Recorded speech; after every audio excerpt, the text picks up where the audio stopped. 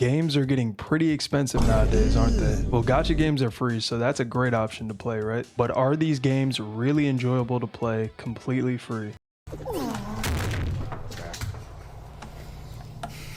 Wuthering Waves has taken a step in the right direction by making their guaranteed weapon banner and lowering the pity on the character banner. But there has been some controversy of signature weapons becoming more necessary and pulling for entire team compositions being needed in order to access peak damage. But I'm sure looking at Genshin's new endgame, Wuwa doesn't seem that bad. Sad about gacha games, it has nothing to do with long-term players or skill until now, at least. He was your friend in Genshin, not anymore. Bro, this is such a take. What?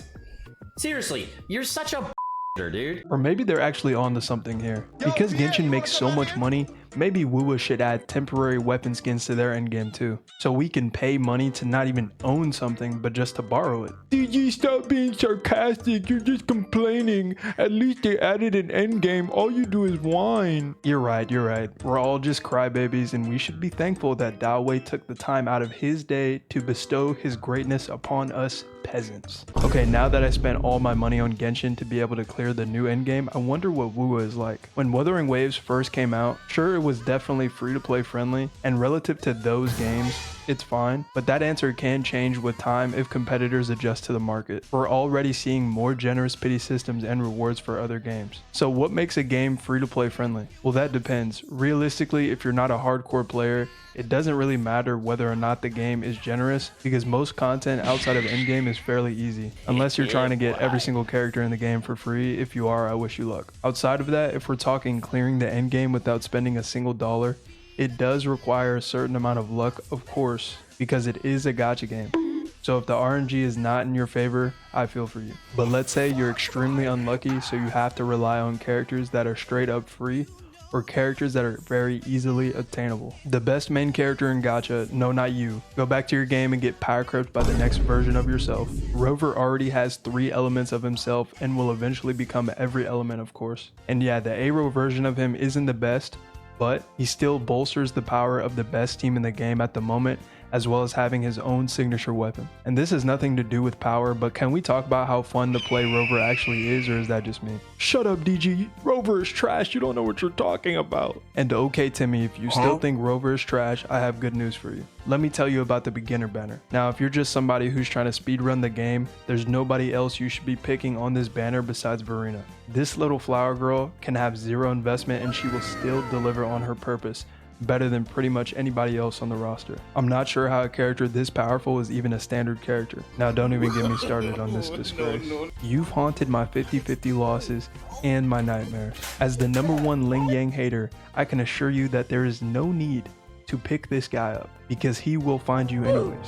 All the other 5 stars are pretty decent though. I'd say the best besides Verena is Encore. She's a hyper carry fusion DPS that still does pretty good damage even today, and she's fun to play. And if I'm not mistaken, you do get another selectable limited 5-star if you start your account right now. And if you'd like to know who the Verena is on this banner, the arguably best character in the game is Shorekeeper. Most likely the only timeless unit in this game, as she gives unconditional buffs with the click of a button. So with the starting lineup of characters like this, you could already have the means to breeze through the beginner content in the game. And that's not all, because Kuro is extremely generous with pulls. There's free pulls at the beginning of every patch, as well as login events. Most of the events are very fun, and don't worry if you've missed a lot of these events, there are still plenty of permanent events to still get rewards from. If you do happen to get unlucky on the banner, you can still get some powerful building blocks that will fill in the gaps of your account. There is a certain group of characters that I'm thinking of that fit this description. 4 stars are very important when it comes to the free-to-play conversation, because these are characters you can receive passively just by pulling on banners. Sanwa, being the best of them, is very easily obtainable and slots into pretty much every single team on the game. Now, I won't sit here and act like every single 4-star in the game is on this same level of power. There are some complete duds in here, and we do need more good 4-stars. But characters like Sanwa, Mortefi, Yang Yang, Yanwu, and Donjin, these characters have a distinct role and serve a unique purpose. They are more than enough to substitute in endgame for any limited 5-stars that serve the same role. Mortefi can be used within any team that needs a coordinated attack character, like the white-haired dragon girl. Yang Yang restores ult charge to on-field characters with her outro skill, and she does okay damage. But she's in fact one of the best free-to-play characters to use with the best free-to-play DPS in the game,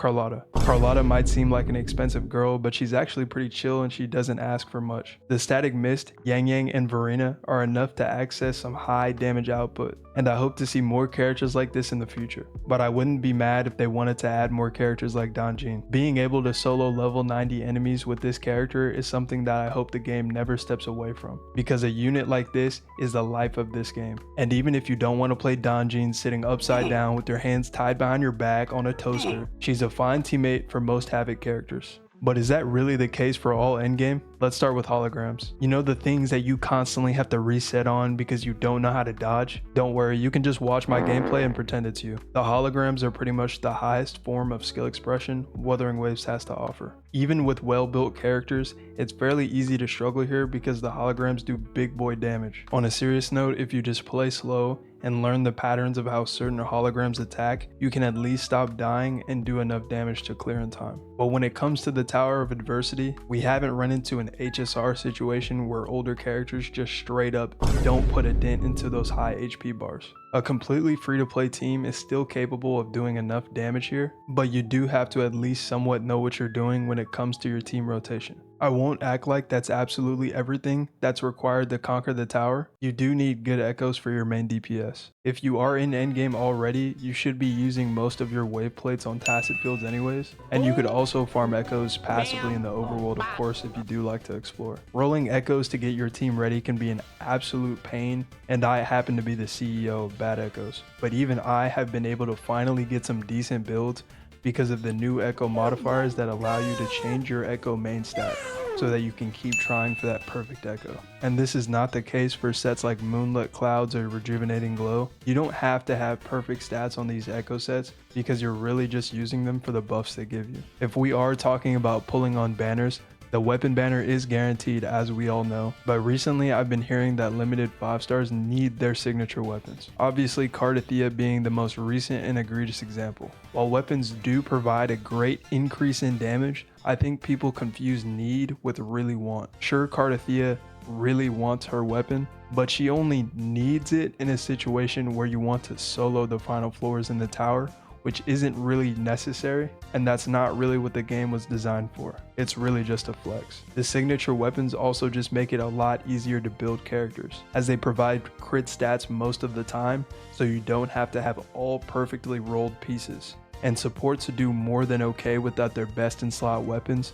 For example, Shorekeeper can make a weapon like Variation work and still carry your team to Vinland. And if you really need a 5-star weapon for your main DPS, there is a 5-star standard weapon selector that you can get at account level 45. What I love about Wuthering Waves is that if you are free to play and you do like to hoard currency, the Afterglow Coral Shop makes it to where you can purchase 1 or 2 powerful extra copies of a character instead of torturing yourself on one of those gacha banners. If you play the game somewhat often, you definitely will get enough pulls to reach these thresholds of Afterglow Coral fairly quickly. Kuro being known for their generosity is important considering this is a live service game. We frequently get compensation astrites from mistakes that the developers make, and most notably during the shaky launch of the game, we received tons of rewards because if you were playing on your phone, it spontaneously combusted and you wouldn't get your money back for a replacement. Depending on what you want out of a gacha game, there is no way for me to tell you